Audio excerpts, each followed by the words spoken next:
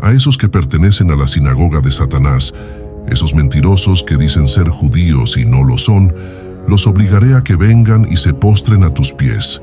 Ellos reconocerán que es a ti a quien amo. ¿Alguna vez has oído a personas decir que no debemos usar el nombre de Jehová porque es satánico? Ni tampoco el nombre de Jesús porque son blasfemos, sino que debemos usar los nombres divinos en hebreo. Nos referimos a los judíos mesiánicos, quienes en realidad no son judíos, sino que solían ser conocidos como judaizantes en el pasado. Esta secta busca persuadir a los cristianos evangélicos para que abandonen sus congregaciones cristianas y adopten las costumbres, ritos y doctrinas judaizantes de este movimiento, haciendo hincapié en la importancia de regresar a las raíces originales. Estimados oyentes, les damos la bienvenida a este video en el que analizaremos este movimiento a la luz de las Escrituras y les proporcionaremos orientación bíblica para que puedan mantener una fe firme y no caer en engaños de estas doctrinas heréticas. Antes de profundizarnos en este tema, no te olvides de suscribirte a nuestro canal y activa la campanita de notificaciones para que YouTube te avise cada vez que publicamos un video nuevo. ¡Empezamos!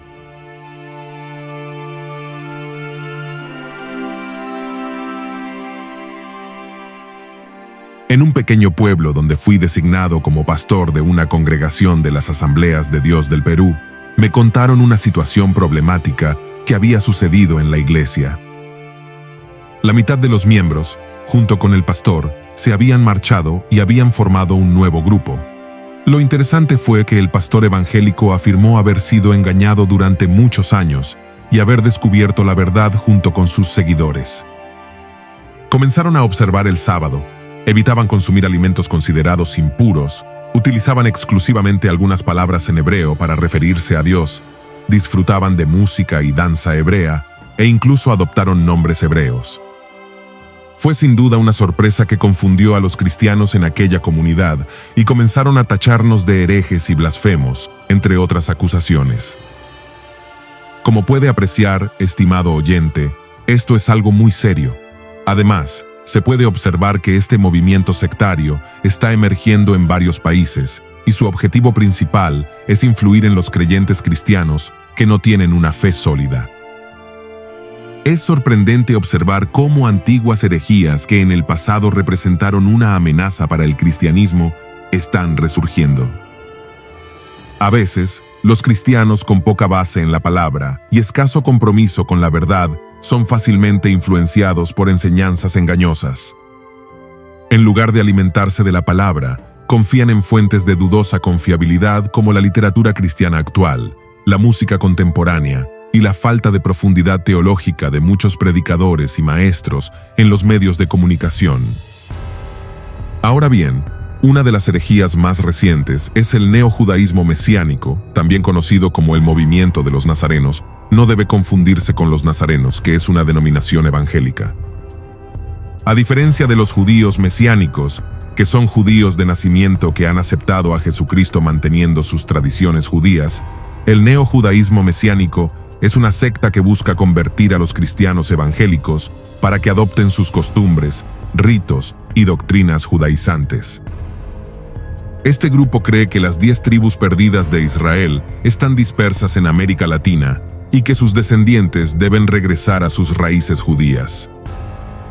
Ahora bien, el término judaizante no es algo nuevo, sino que es una palabra antigua. Aunque el sustantivo judaizantes no aparece en las Escrituras, sí lo hace el verbo judaizar. Vamos a leer la carta a los Gálatas, capítulo 2, versículo 14. Pero cuando vi que no andaban rectamente conforme a la verdad del Evangelio, dije a Pedro delante de todos: si tú, siendo judío, vives como los gentiles y no como judío, ¿por qué obligas a los gentiles a judaizar? Es por ello, se denomina judaizar, a la práctica de introducir creencias y prácticas propias de la religión judía en la iglesia cristiana. Se trata de una forma de sincretismo religioso que es la puerta de entrada de diversas herejías. Ahora bien, vamos a analizar las características principales del espíritu judaizante moderno y luego analizaremos el origen de este movimiento. Primero, estos tienen la tendencia a mezclar doctrinas y prácticas judías y cristianas, incluso algunas que son contradictorias, sincretismo. Por ejemplo, guardar el sábado en lugar del domingo. Segundo, la incorporación de palabras hebreas o similares en la predicación y en la conversación, como si esto estuviera más cerca del cristianismo original. Por ejemplo, en lugar de mencionarlo como Jesús, lo mencionan en hebreo. Yeshua, afirman que es correcto pronunciar los nombres divinos solo en hebreo. Tercero, uso de elementos litúrgicos judíos, como la menorá, candelabro de 7 brazos, el talito, manto, el kipá, gorrito, el shofar, cuerno de carnero, y por supuesto, el Mogen David o estrella de David, que no es un símbolo del Israel bíblico, sino de la moderna nación israelí. Cuarto, uso de música y danzas de la tradición judía tardía, como si fuesen más cristianas que otras formas musicales o danzas. Quinto, legalismo en las observancias alimentarias, observancia del sábado y otras fiestas judías. Curiosamente, no parece que insistan mucho en la circuncisión, que era el tema principal para los judaizantes del siglo I. Sexto, desviaciones doctrinales importantes, en particular con respecto a las doctrinas fundamentales de la Trinidad y la justificación por la fe. Séptimo, afirman también que la Iglesia cristiana se gentilizó y abandonó su origen judío, se volvió antisemita y hasta adulteró la Biblia para romper con sus raíces judaicas. Octavo, afirman que las escrituras han sido alteradas en sus traducciones modernas y no son confiables, por lo que tienen sus propias versiones de la Biblia que consideran como las correctas. Estimados oyentes, nos encontramos frente a estos nuevos judaizantes. Sin embargo, como ya hemos mencionado, esto no es algo nuevo. Al igual que el gnosticismo, el arrianismo y otras herejías peligrosas que el cristianismo tuvo que enfrentar en los primeros siglos de la era de la Iglesia, hubo una enseñanza falsa que amenazó la unidad de la Iglesia en sus inicios. El impacto que tuvo fue tan fuerte que incluso líderes importantes se vieron influenciados por esta enseñanza malintencionada. Ahora bien, examinemos a los antiguos judaizantes que no han logrado diferenciar entre el judaísmo y el cristianismo. Como bien sabemos, en la Biblia se narra que Jehová Dios llamó a Abraham desde Ur de los Caldeos y le hizo una gran promesa. Posteriormente, Dios formalizó su pacto con Abraham, cambiando su nombre a Abraham y requiriendo la circuncisión de todos los varones como señal del pacto. Leamos Génesis capítulo 17, versículo 10. Este es mi pacto, que guardaréis entre mí y vosotros y tu descendencia después de ti. Será circuncidado todo varón de entre vosotros. Siglos más tarde, cuando llamó a Moisés para liberar a su pueblo esclavizado en Egipto, Jehová estableció una serie de normas y procedimientos obligatorios para los hebreos, que se encuentran principalmente en los libros de Éxodo, Levítico y Deuteronomio. Este código completo, que abarca aspectos litúrgicos, médicos, sociales, económicos y políticos, es conocido como la Ley de Moisés, o simplemente, la Ley.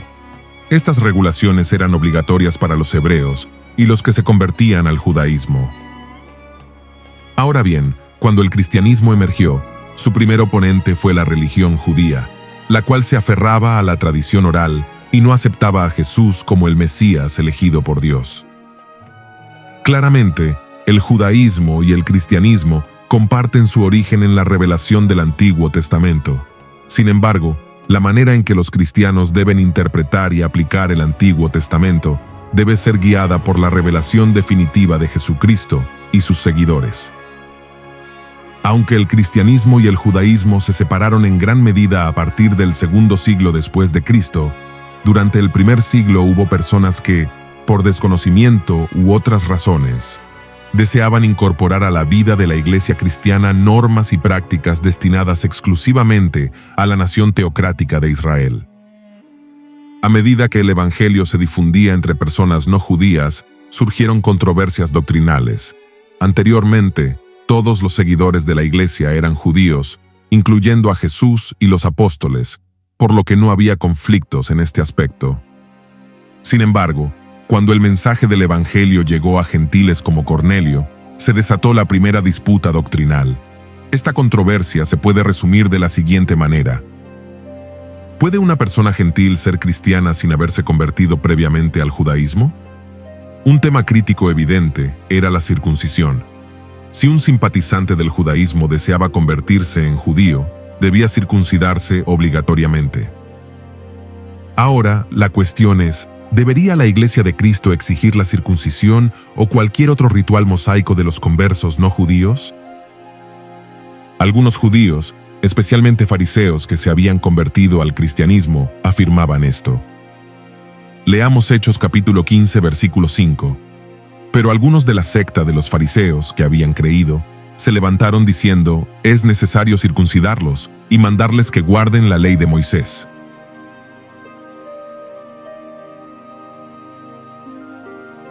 Es por ello, el judaizante se entiende a los conversos al cristianismo de procedencia judía, que querían imponer la circuncisión y la observancia de la ley de Moisés a los conversos de procedencia gentil, con el argumento de que era necesaria para la salvación.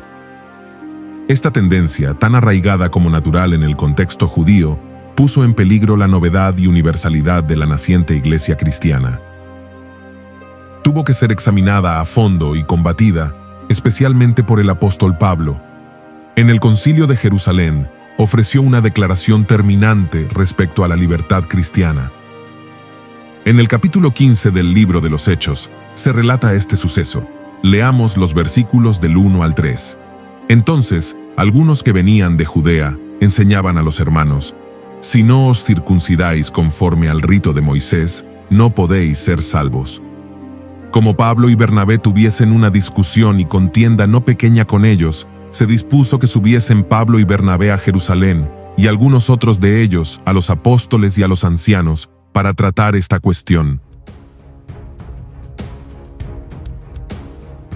El primer concilio general de la Iglesia, celebrado en Jerusalén probablemente en el año 48 después de Cristo, es uno de los más importantes eventos registrados en los Hechos.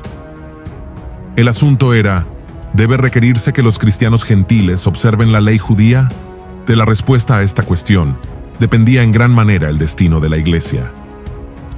Si la respuesta era afirmativa, el cristianismo solo había sido una secta del judaísmo.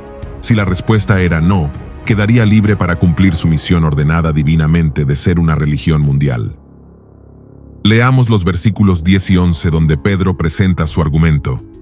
Ahora pues, ¿por qué tentáis a Dios, poniendo sobre la cerviz de los discípulos un yugo que ni nuestros padres ni nosotros hemos podido llevar? Antes, creemos que por la gracia del Señor Jesús seremos salvos, de igual modo que ellos.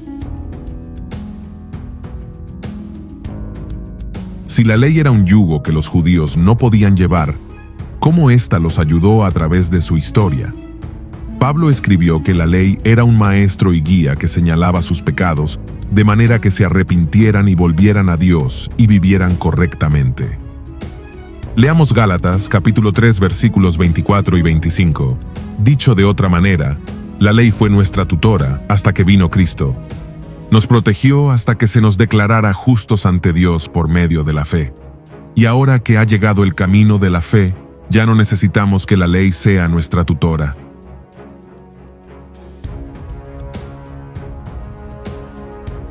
Después de las vivas discusiones que debieron tener lugar, Jacobo dio la decisión final y definitiva de parte de Dios, de que los creyentes procedentes de la gentilidad quedaban exentos totalmente de la ley.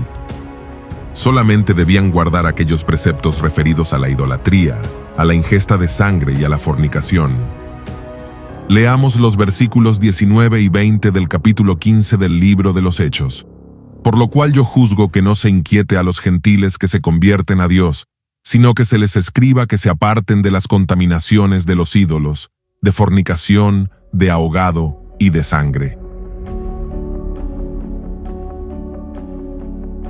Que no se inquiete.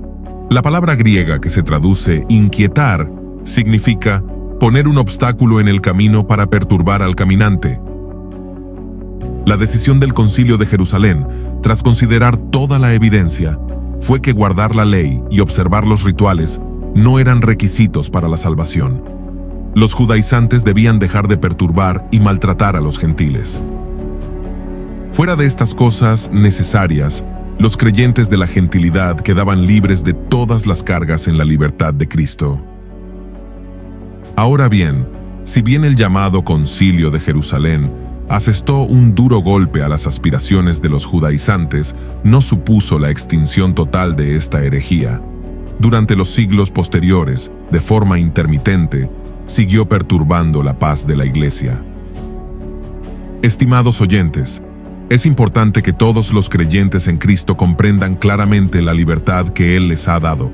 Lamentablemente, algunos no lo han entendido y desean regresar a la ley mosaica. El apóstol Pablo aborda este tema de manera firme en su carta a los Gálatas, donde los judaizantes habían perturbado la fe de muchos creyentes. Se recomienda leer el libro completo para una mejor comprensión. Ahora bien, examinemos la perspectiva de los padres de la Iglesia, quienes eran líderes destacados como pastores, obispos, teólogos y apologistas en los primeros años de la Iglesia, sobre los cristianos gentiles que mostraban interés en el judaísmo y la observancia de la ley. En primer lugar, Justino Mártir. ¿No ven que los elementos nunca descansan ni guardan el sábado? Permanecen tal como nacieron. Porque si antes de Abraham no había necesidad de la circuncisión, ni antes de Moisés del sábado, las fiestas ni las ofrendas, tampoco la hay ahora después de la venida de Jesucristo, Hijo de Dios, nacido según la voluntad de Dios, de María del linaje de Abraham. Porque, de hecho, Abraham mismo, aún sin circuncidar, fue justificado y bendecido por su fe en Dios, como lo dice la Escritura. La circuncisión, sin embargo, la recibió como un signo, no como justificación, según la misma Escritura y la realidad de las cosas nos obligan a confesar. Las naciones, en cambio, que han creído en Él y se han arrepentido de los pecados que han cometido, heredarán junto con los patriarcas, los profetas y todos los justos de la descendencia de Jacob. Y aunque no observen el sábado, no se circunciden ni guarden las fiestas, heredarán absolutamente la herencia santa de Dios. En segundo lugar, Tertuliano. Nuestra religión rescata ideas nuevas, a ella propias, y sobre todo que independientemente de la edad, no estamos conformes con los judíos en cuanto a la abstinencia de ciertos alimentos, ni en cuanto a los días festivos, ni en cuanto al signo físico que los distingue, la circuncisión, ni en cuanto a la comunicación del nombre, lo que convendría ciertamente si fuésemos servidores del mismo Dios.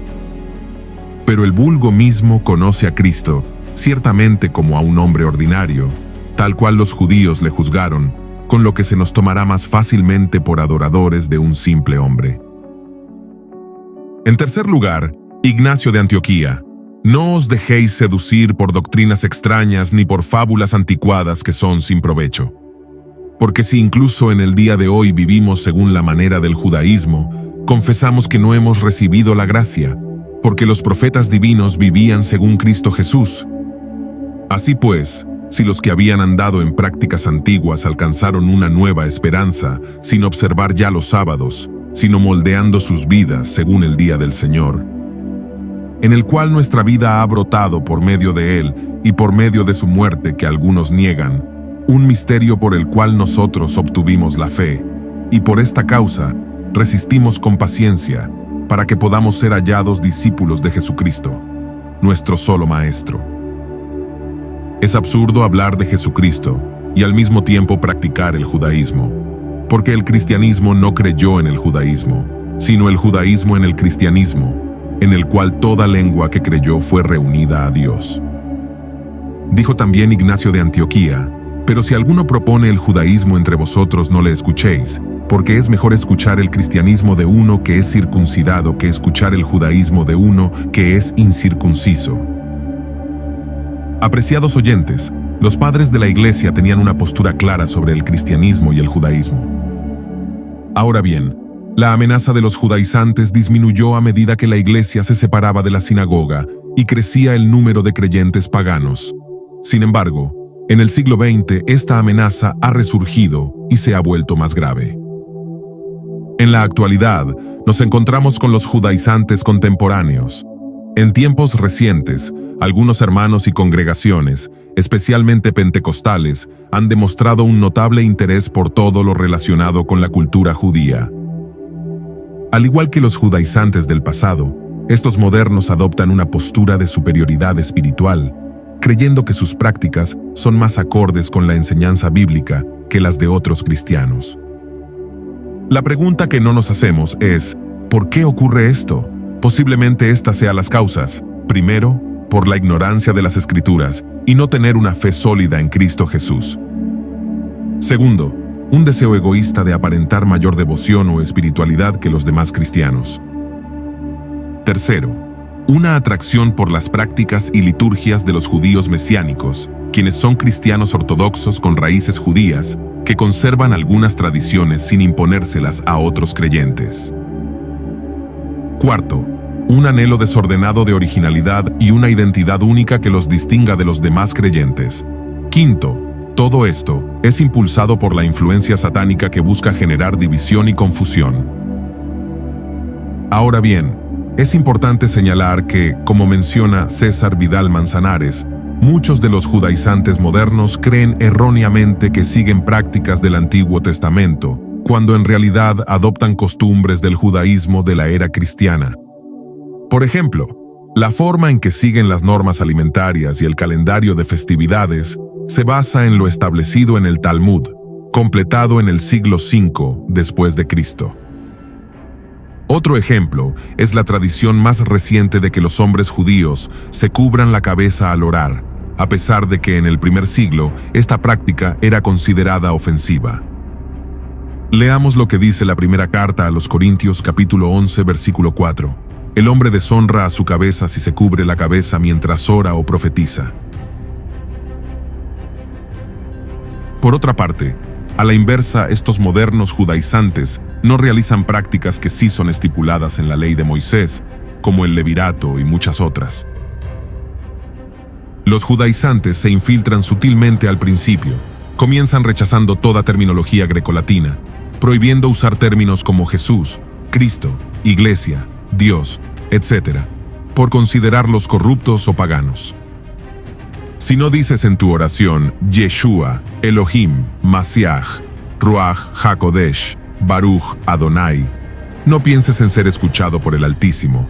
Básicamente, si no pronuncias correctamente el nombre del Señor, Él no se da por enterado de que le estás hablando.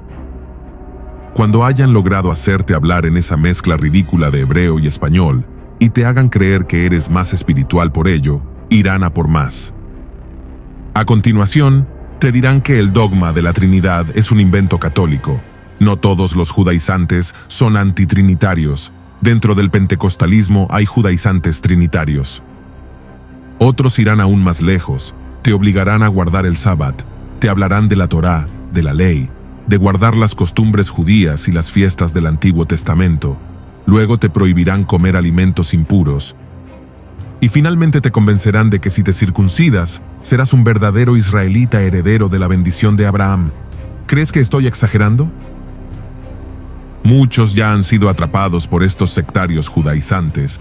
No te olvides que Pablo luchó ferozmente contra ellos, porque sabía el peligro que acarreaban. Ni siquiera los llamó hermanos. Leamos la carta a los Gálatas capítulo 5 versículo del 1 al 4. Por lo tanto, Cristo en verdad nos ha liberado. Ahora asegúrense de permanecer libres y no se esclavicen de nuevo a la ley. Presten atención. Yo, Pablo, les digo lo siguiente. Si dependen de la circuncisión para hacerse justos ante Dios, entonces Cristo no les servirá de nada. Lo repito, si pretenden lograr el favor de Dios mediante la circuncisión, entonces están obligados a obedecer cada una de las ordenanzas de la ley de Moisés. Pues, si ustedes pretenden hacerse justos ante Dios por cumplir la ley, han quedado separados de Cristo, han caído de la gracia de Dios. Por lo tanto, el judaizante es alguien que ha abandonado la gracia, Es como un sepulcro con una hermosa lápida que representa las tablas de la ley, pero debajo de ella solo hay arrogancia y autojustificación. Es un falso maestro que te dirá que la iglesia en general está equivocada, pero él tiene la verdad. Te dirá que tu Biblia está mal traducida, pero él conoce la verdadera traducción. Te dirá que él sabe el verdadero nombre de Elohim, mientras tú invocas un nombre incorrecto. Comenzará hablando del Mesías, pero terminará enfocándose en Moisés, cuando el camino correcto es al revés. Te alejará de la cruz y te llevará al Sinaí. Te hará creer que eres más espiritual porque guardas los días y las fiestas y porque no comes ciertos alimentos. Te hará creer que la vida no está en comer la carne y la sangre de Cristo en la Santa Cena, sino en no comer cerdo o ciertos peces y mariscos. Al empezar por el espíritu, terminarás en la carne. Te separarás de Cristo para aferrarte a la ley y abandonarás al amo para seguir al sirviente. Ten en cuenta que, si sigues ese camino, será muy difícil volver atrás, ya que pasar de la ley a Cristo trae vida, pero pasar de Cristo a la ley significa muerte. Queridos oyentes, debemos estar alerta ante este movimiento sectario. En estos tiempos, surgirán muchas doctrinas falsas y demoníacas que intentarán desviarnos de la verdad.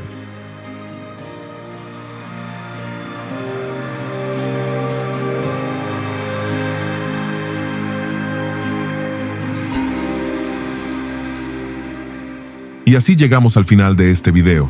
Ha sido un placer acompañarte en esta enseñanza. Gracias por ser parte de este ministerio. Dios te bendiga grandemente. Nos vemos en el próximo video.